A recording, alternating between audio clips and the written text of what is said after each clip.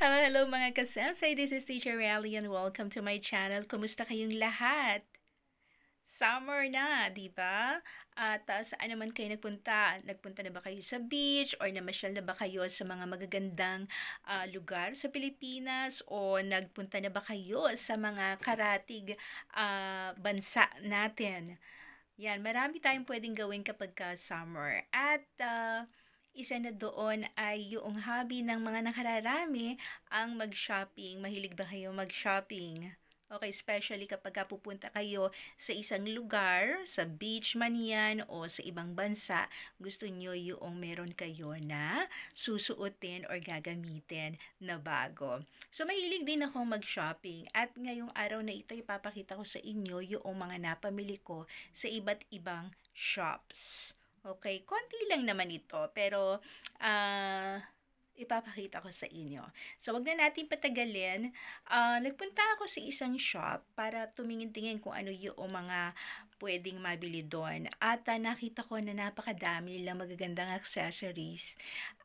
At mahilig akong bumili ng accessories. Sa panahon ngayon, yung magsuot ka ng jewelry ay nakakatakot dahil pag nawala yun, dahil syempre mahal, ay medyo iiyakan mo talaga yon. At maganda naman kapag ka-accessory, so kapag nateternohan mo yung mga damit na meron ka.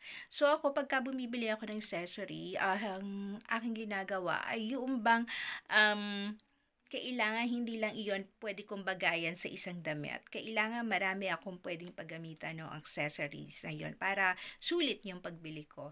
At nakabili ako ng accessory pero dun sa unang shop na pinuntahan ko, wala pa kasi akong budget para doon sa mga klase na accessories na meron sila na napakaganda talaga.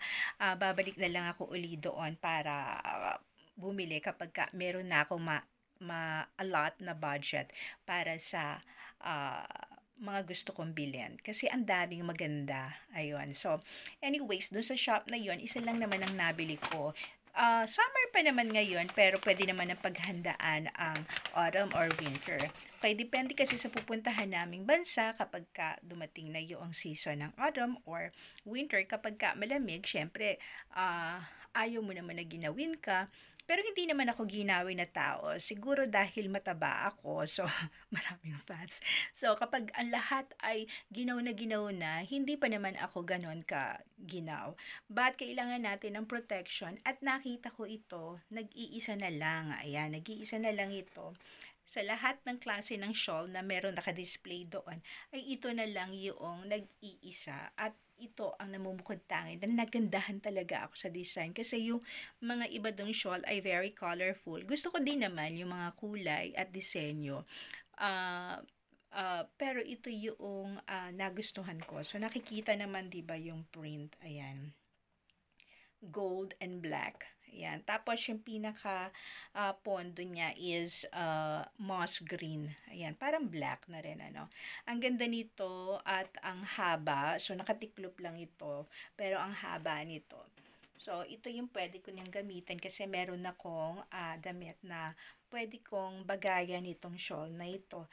Ang dami ko ng shawl at maganda kasi yun eh, ang shawl. Pero ang dami ko pang hindi nagagamit at bumili na naman ako ng panibago. So ayan, meron na tayong bago para sa autumn or winter. Ayan.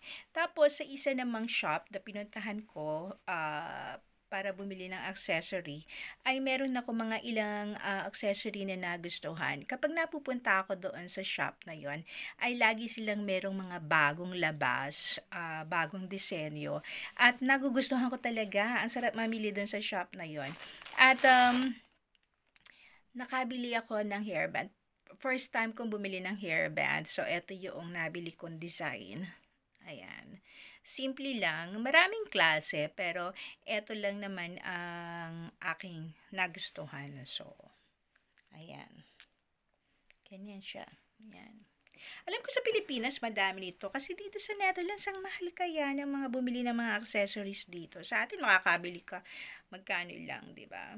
Maybe 50 pesos. Dito walang 50 pesos. So, Ayan, isa na lang muna. Tapos, nakabili din ako nitong shell na necklace. Ayan. Meron na ako nito before na ganito, made of shell din. Kaya lang, syempre luma na yon. Gusto ko naman ay bago. At ito ay pwede kong iterno. Since white ito, pwede ito iterno sa mga may kulay. Ano. Madali lang kasing ternohan kapag ang kulay ay puti or black and white. Talagang madali lang partneran yan. So, ito yung nabili ko naman. So, meron kasi kung damit na medyo, ayan, ganyan, litaw, medyo mahaba, so, bagay yan, ayan, so, makikita yung mga shells, ayan, so, ito yung pwede kong suotin.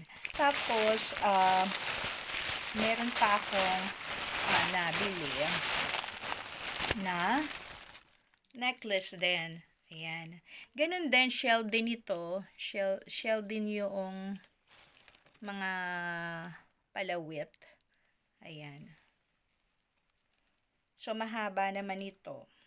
Ayan. Diba? Ang ganda. At, ano pa yung mga nabili ko. So, ito na nga.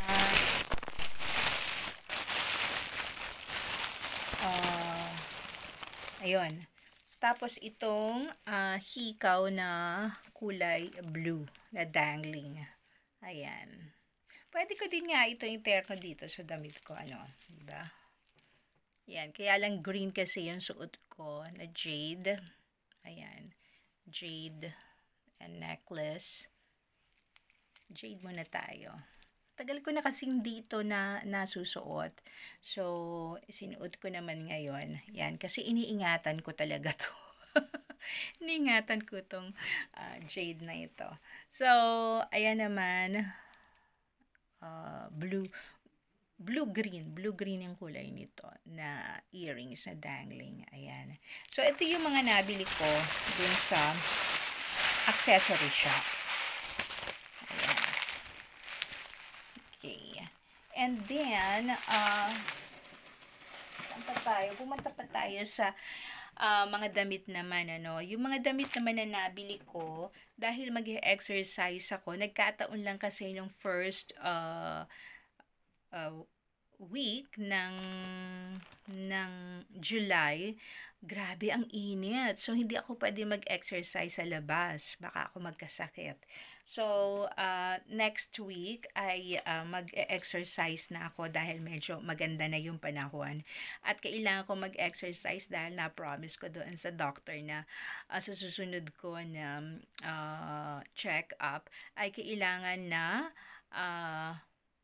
mababa na yung timbang ko. Although, nabawasan na yung timbang ko ng 3 kilos. Pero, kailangan na bumaba pa doon yung timbang ko. Ayan. So, bumili na ako ng exercise shorts. Ayan. Marami kasi ako mga leggings na susuotin. Pero gusto ko din na meron akong shorts kasi depende kasi nga sa init ng panahon. So, ayan. Meron akong shorts. Ayan. Medium yung size ko. Paano man kasi pagka gusto ko yung naka-fit. Diba? Baka kasi pagka large naman ay parang pantulog. Tapos, bumili pa rin ako ng isang klase. Mas mahaba naman ito, tsaka iba yung tela. Mas maganda yung tela ng isa. Ito naman ay manipis. Yung isa ay, ito ay makapal. Ayan. Ito naman ay manipis lang. Ayan. Hindi naman sobrang nipis, but mas manipis kumpara doon sa isa. So, pink kasi meron akong pang itaas na pink. So, ang kailangan ko ay pangbaba kasi meron akong mga pang taas. Pwede naman kasi kahit puti, diba? Ayan, so, yun yung aking binili. Tapos, ito yung iteterno ko doon sa blue kanina na pinakita ko. Ayan. Simple lang. Ayan. At ang pang-autumn ako, niloloko ako ng aking partner na bakit ko daw binili yung pang tennis kasi ang design dito is tennis racket. So, ito yung binili ko. Ang ganda nito. Ang ganda, ang linis ng dating. At basta nagandahan ako dito. Tapos may nakita ako na skirt na ganito din yung tela sa isang shop at bibilin ko yon online para yun naman yung iteterno ko dito. Parang schoolgirl ba ang dating? Di ba ang ganda? Parang vest ng mga estudyante. So, ayan yung ang linis ng kulay at ang ganda ng pagkaka-blend ng color. Green and cream. Tapos, yung skirt na nakita ko sa isang shop na bibiling ko online, I hope meron pang available na size ko, ay ganito din yung kulay. Ayan, so, ito yung, sana meron pa nun para ma-match ko dito. Ayan, sa autumn ko naman ito susuotin, di ba? Pwede naman na mag-ready for autumn. And then, sa last shop na nabilan ko naman ay etong dress. So, since summer dito, so kailangan natin na may pang summer. So, pagka summer kasi, ang daming magagandang mga damit at kahit na iniiwasan ko na talagang bumili ng mga may bulaklak, hindi ko talaga maiwasan kasi summer, so mga ang design talaga ay may bulaklak. So, ito is sleeveless one-piece dress. Yan. Ganyan. Ang laylayan. Tapos, meron siyang, ayan, may mga pababa pa dyan. Hindi ribbon. Yan. Tapos, V-cut yung likod. Pero yung harap naman ay parang may tupi-tupi siya. Ayan, na ganito yung pinakaharap niya. Ayan. So, makikita nyo na lang ito kapag sinuot ko na. But this is dress. Ayan. Ang ganda ng design. Ang lamig sa mata. Ayan. Tapos, meron kasi akong mga damit na manipes, especially yung mga chiffon, yan. Manipis lang yun at kailangan ko ng panloob. So, nakita ko na merong magandang panloob doon sa shop at binili ko ito. So, kahit tanggalin yung dress, ay maganda pa rin ang nasa loob. So, ayan o, may embroidery. Ayan. Embroidered na kamison. Ayan, kamison. Pero actually, itong kamison na to ay makapal. So, pwede mo na rin itong isuot. Ayan. Pwede mo na rin ito lang yung isuot, lalo na kapag mainit. Pero hindi ko naman susuotin na ganito lang. Kasi nga ito ay binili ko for the purpose na ito ay isusuot ko na panloob doon sa dress na maninipis lang. So, ayan. Nahihirapan kasi ako maghanap ng pangloob ko doon sa mga maninipis na damit. Pero nang nakita ko ito, hindi na talaga ako nag-atubili na nabilhin kasi maganda. So, pwede kong ganito yung suot or pangloob. Ayan. Pag malakas ang loob, pwede nang yan na lang susuotin. Pero hindi ko susuotin ng ganon. Then, meron na rin akong binili na for autumn. Navy naman ito. Na navy blue. Na mukhang black. Mukhang black sa video. Yan. Ang ganda nitong dress na ito. Hanggang tuhod ko ito. At medyo makapal kaya pang autumn. At nagustuhan ko yung lapat. At para ding school girl yung dating. Ayan. Meron na akong ganitong klase. Isang purple tsaka isang black. Pero bala kong ibigay yan sa ate ko. Kasi na-stretch yun eh. Hindi ko alam kung paano nagkasya sa akin yun.